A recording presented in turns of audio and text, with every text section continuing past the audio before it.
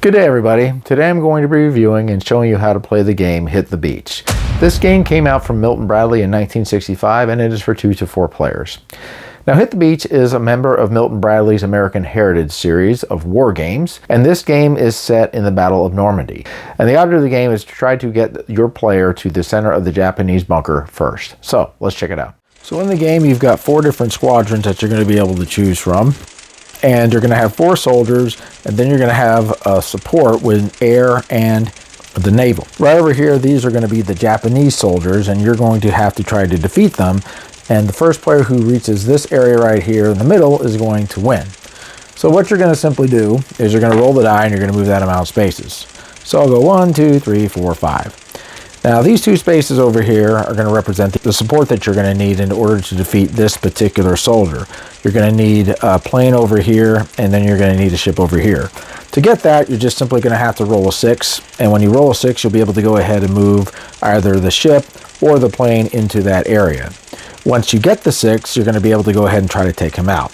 And all you're going to have to do is you're just simply going to have to roll a number and land on him by exact count. So I would go 1 and then 2.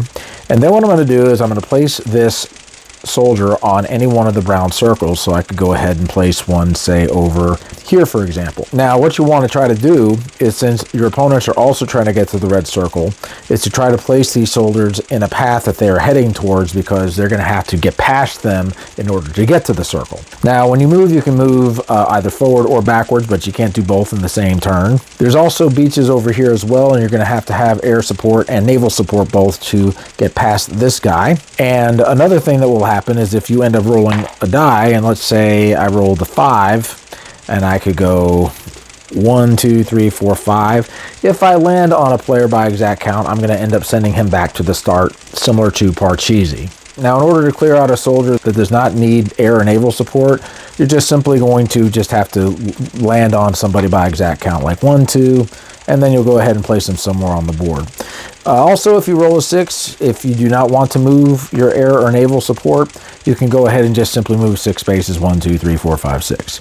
But anyway, everybody's going to continue to turn, roll the die, try to land on other players, send them back to start, and taking care of the Japanese soldiers over here, and the first player who is able to land in this middle circle by exact count is going to win the game. Now I can kind of see Hit the Beach as being one of those games that is collectible because it's about World War II. It has a really cool looking map. The game pieces are really nice, and it's actually a very simple game. I think out of all the American Heritage games I have, this one is the simplest one. A kid could play this game. It kind of has a little bit of the elements of Parcheesi when you can land on your opponent and send them back to start, which I think is kind of funny. And also when you're dealing with the Japanese players, you can have to land on them to try to send them back. Now, one thing me and my wife did when we played the game is we made a rule where if you rolled a 6, you could move your opponent's plane or move your opponent's ship. So you can kind of do that to kind of mess them up a little bit more. One thing with the game, though, is if you don't end up rolling 6s, you're not going to be able to move those planes or ships. And sometimes you might get into that problem, not rolling a 6. You can tweak the rule to that however you would like to. I did find the game enjoyable. It is a simplistic game. It is a roll-in move game, but I like the idea of being able to take out these Japanese players and then use them as blockades to help impede your opponent.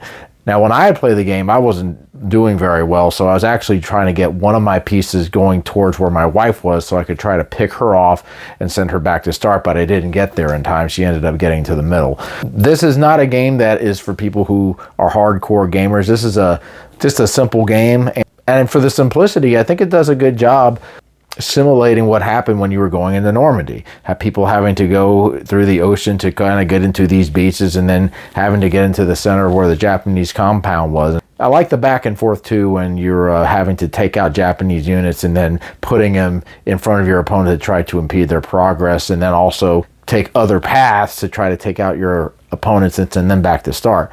So yeah, it's a good little game. Very simple, and I enjoyed it. All right, guys. That's my review of Hit the Beach. We'll see you. Keep on gaming.